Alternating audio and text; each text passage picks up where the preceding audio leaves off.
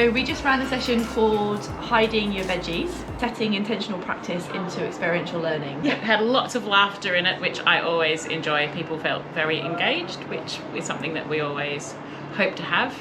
And we took people through the metaphor of veggies being things that perhaps are uncomfortable, that can be part of sessions, but how we can lean into those and get all the amazing learning out of them that's possible. We just did a session on neurodiversity, particularly autism and play.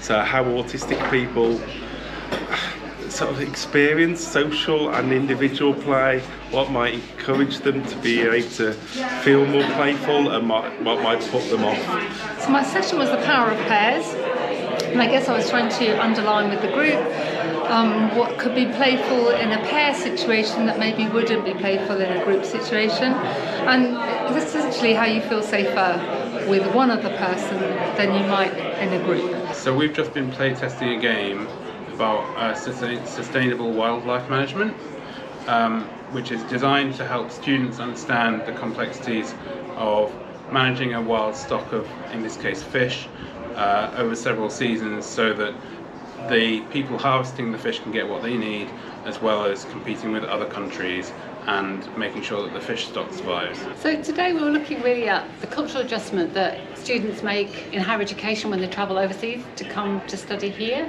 adjusting to campus life and the challenges that they face. And it's a really big conversation in our institution and I think across the UK, all the dilemmas that they face, visa challenges, financial challenges, the costs, but really settling in, belonging, and then achieving the longer term goals. And I wanted to make it a combination, a balance of talking about how I came to think with things, why it works, the sort of methodology of it, how they could use it practically, like that, go through that whole thing, but also playful. Obviously it's a game, so that's playful in that regard, but it really gives students a chance to understand the levels of complexity as the game goes on. In one way, it was a bit of a fiddle in that we were making masks to do with disguise, but what we've done in playful learning for years is trying to think about accessibility, trying to think about making play or playful learning as accessible for as many people as possible. I'm thinking about what lies beneath the hood, so it's not just doing a silly activity, but why it might work and why it might not work.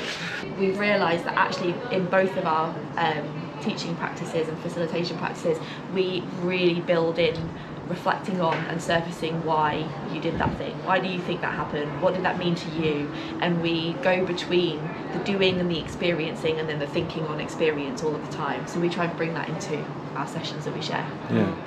I wish we'd had even more time to sit in the unpack of that with others today. I think that's the only thing that I would have, if I could have added a little bit more time to just have that moment to really unpack that. We heard a bit of it on the tables, but there's also something about not just thinking for yourself but listening to other people's reflection and then interpreting what that might mean for you as well. I guess that's the meta piece that you're talking about there, that layering of learning and reflection. Dodecahedron, I think, is what we've got here, and then I'm sort of trying to slice off this bit where you're doing something perhaps quite serious or with an intent, but you're bringing an ontological approach to it, and I've decided to be playful. Already, 2 or 3 people, 4 people already that came to the session have said, can they help me play test the concept, because it's at an early stage of development. And thank you, because I'm really encouraged that we feel onto something here. So I'm going to offer the sort of play materials that we use to show the concept. And if people want to get engaged to help me develop this, we really need to make sure we listen to the students, to what they're really experiencing and thinking. When I have very large groups, I ask them to bring things. This was one of the circle things. Circles are great. And like, this is just something that I would never have in my junk drawer, but now I do, and I love it. It always is used.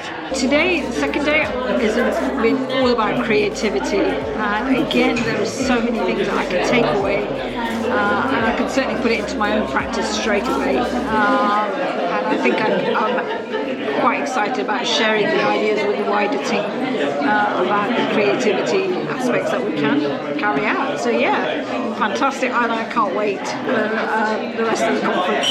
Really enjoying it.